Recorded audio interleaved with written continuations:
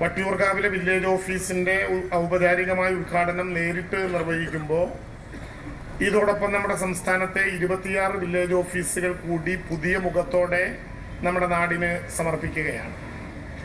കേരളത്തിലാകെയുള്ള 1666 village ഓഫീസുകളിൽ 1000-ലേറെ village ഓഫീസുകൾ പുതിയ മുഖത്തോടെ സ്മാർട്ടായി മാറുകയോ മാറുന്നതിനുള്ള നടപടി അന്ത്യഘട്ടത്തിലായിരിക്കുകയോ ചെയ്യുകയാണ്. ഈ ചെറിയ കാലത്തിനകത്ത് 622 വില്ലേജ് ഓഫീസുകൾ പുതിയതായി നിർമ്മാണം പൂർത്തീകരിക്കുകയും അറ്റകുറ്റപ്പണികളിലൂടെ സ്മാർട്ടായ 407 വില്ലേജ് ഓഫീസുകൾ സ്മാർട്ട് പട്ടികയിൽ രേഖപ്പെടുത്തപ്പെടുകയും 263 വില്ലേജ് ഓഫീസുകൾ സ്മാർട്ട് കെട്ടിടങ്ങളാകാനുള്ള വിവിധങ്ങളായിട്ടുള്ള നടപടി ക്രമങ്ങളിലൂടെ കടന്നു പോവുകയും ചെയ്യുന്നുണ്ട് എന്ന് പറഞ്ഞാൽ അതിൻ്റെ അർത്ഥം കേരളത്തിലെ ഏറ്റവും സങ്കീർണവും സുദീർഘവുമായിട്ടുള്ള വകുപ്പായ സംസ്ഥാന റവന്യൂ വകുപ്പിന്റെ പൂമുഖ പടിവാതിലെന്ന് വിളിക്കപ്പെടുന്ന വില്ലേജ് ഓഫീസുകളുടെ മുഖത്തിലും അതിൻ്റെ ഉള്ളടക്കത്തിലും അതിൻ്റെ നടപടിക്രമങ്ങളിലും അതിവേഗം മാറ്റം വരുന്നു എന്നുള്ളതാണ്. കേരളത്തിലെ റവന്യൂ വകുപ്പിനെ സംബന്ധിച്ചിടത്തോളം എല്ലാവർക്കും ഭൂമി, എല്ലാ ഭൂമിക്കും രേഖ, എല്ലാ സേവനങ്ങളും സ്മാർട്ട് എന്ന മുഖമുദ്രാവാക്യത്തോടെ കേരളത്തിലെ റവന്യൂ വകുപ്പിന്റെ പ്രവർത്തനങ്ങളെ അതിവേഗം സുതാര്യമായി വേഗതയിലാക്കി ഈ സംവിധാനങ്ങളിലേക്ക് മാറ്റാൻ ഗവൺമെന്റ് തീരുമാനിച്ചപ്പോൾ നേരത്തെ പ്രശാന്ത് ഇവിടെ സൂചിപ്പിക്കപ്പെട്ടതുപോലെ രാഷ്ട്രീയത്തിനതീതമായി എല്ലാ ജനവിഭാഗങ്ങളുടെയും അളവറ്റ പിന്തുണയോടുകൂടിയാണ് അത് മുന്നോട്ട് പോകാൻ നമുക്കായത്. റവന്യൂ വകുപ്പ് തദ്ദേശ സ്വയംഭരണ വകുപ്പിനെ പോലെ ഏറ്റവും ദൈർഘ്യമേറിയ ഒരു വകുപ്പാണ്.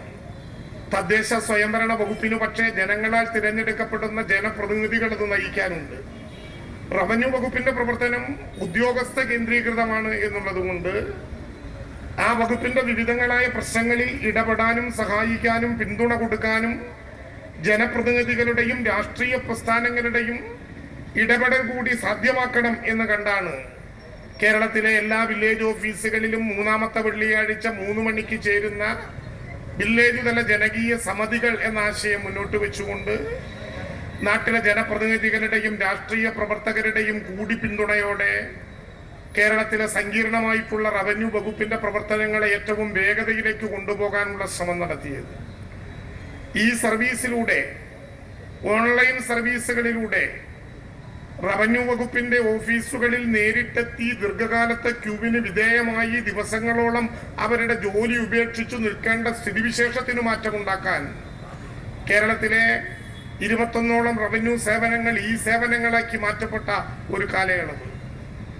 ഈ ട്രഷറി ഓപ്പൺ ആയതോടെ ഇന്ന് കേരളത്തിലുള്ള സാധാരണക്കാരായിട്ടുള്ള മനുഷ്യർക്കു മാത്രമല്ല, പ്രവാസ ജീവിതം നയിക്കുമ്പോഴും മലയാളത്തിന്റെ മണ്ണിൽ നാഴിയൂരി മണ്ണ് സ്വന്തമായിട്ടുണ്ടെന്ന് അവകാശപ്പെടുന്ന മുഴുവൻ മനുഷ്യർക്കും ലോകത്തിന്റെ 10 രാജ്യങ്ങളിലിരുന്നു കൊണ്ട് അവരുടെ റവന്യൂ ആവശ്യങ്ങൾക്ക് ഏതെങ്കിലും ബിനാമിയെ ഏൽപ്പിക്കാതെ, ഏതെങ്കിലും ബന്ധുക്കളെ ഏൽപ്പിച്ചു കൊടുക്കാതെ നേരിട്ട് അവരുടെ ജോലി സ്ഥലത്തിരുന്നു കൊണ്ട് ഓൺലൈനിലൂടെ കേരളത്തിലെ അവന്റെ നാഴിയൂരി മണ്ണ് സംരക്ഷിക്കാനുള്ള അവസരമുണ്ടാക്കുന്ന വിധത്തിൽ ലോകത്തെ അത്ഭുതപ്പെടുത്തുന്ന മാറ്റങ്ങളോടെ ഈ ഗവൺമെന്റും അതിന്റെ റവന്യൂ വകുപ്പും മുന്നോട്ട് പോകുന്ന കാഴ്ച നമ്മൾ കണ്ടു.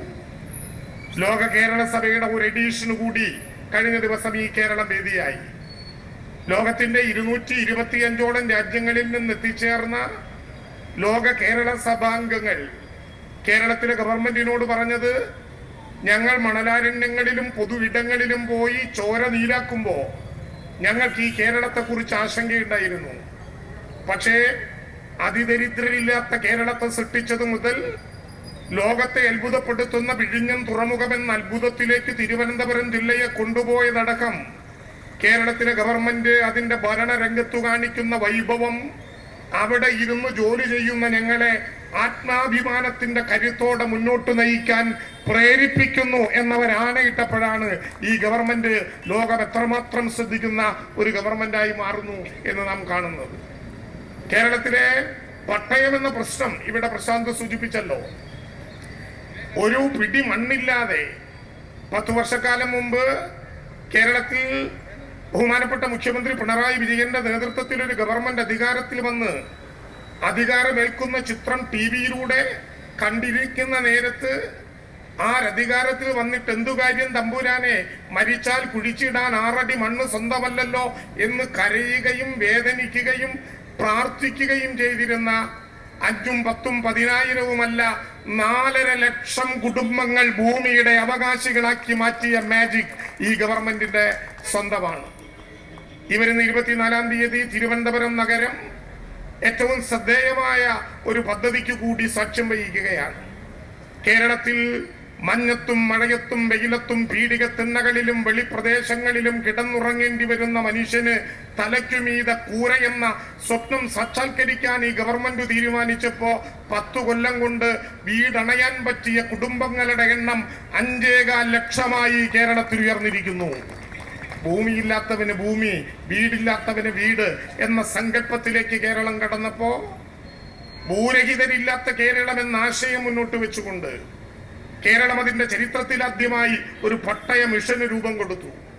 ബഹുമാനപ്പെട്ട മുഖ്യമന്ത്രിയും പ്രതിപക്ഷ നേതാവും അവരുടെ മണ്ഡലങ്ങളിൽ അധ്യക്ഷന്മാരായ പട്ടയ മിഷൻ ഇവിടെ പ്രശാന്തിന്റെ നേതൃത്വത്തിൽ വിളിച്ചു ചേർത്തതുപോലെ പഞ്ചായത്ത് മെമ്പർമാർ മുതൽ കോർപ്പറേഷൻ കൗൺസിലർമാരും ജില്ലാ പഞ്ചായത്ത് അംഗങ്ങളും ബ്ലോക്ക് പഞ്ചായത്ത് അംഗങ്ങളും എല്ലാം പങ്കെടുത്ത് തങ്ങളുടെ നാട്ടിൽ പട്ടയമില്ലാത്തവരുടെ പേര് വിവരം അവതരിപ്പിക്കാനും അവരുടെ പട്ടയ പ്രശ്നങ്ങൾ അവതരിപ്പിക്കാനും കഴിയുന്ന പൊതുവേദി എന്ന പട്ടയ അസംബ്ലി.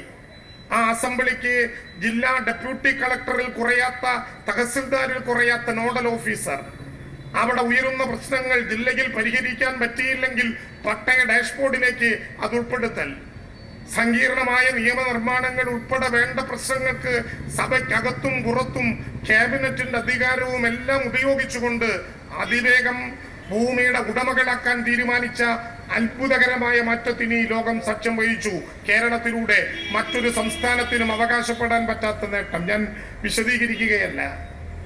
കേരളത്തിൽ ദീർഘകാലങ്ങളായി പട്ടയം കൊടുക്കാതെ പല പേരുകളിൽ, പല പ്രതിസന്ധികളിൽ, പല നിരമ കുരുക്കുകളിൽ കിടന്നിരുന്ന ഭൂമി പ്രശ്നങ്ങൾ അതിവേഗം പരിഹരിക്കാൻ കഴിഞ്ഞ മാറ്റത്തിന് നേതൃത്വം നൽകിയപ്പോഴാണ് ഈ ഗവൺമെന്റ് മണ്ണില്ലാത്തവന്റെ ഗവൺമെന്റായി, മണ്ണില്ലാത്തവന് മണ്ണ് കൊടുക്കാൻ കഴിഞ്ഞവന്റെ ഗവൺമെന്റായി ഈ കേരളത്തിൽ മാറി എന്ന അത്ഭുതകരമായ കാര്യം നാം കണ്ടത്.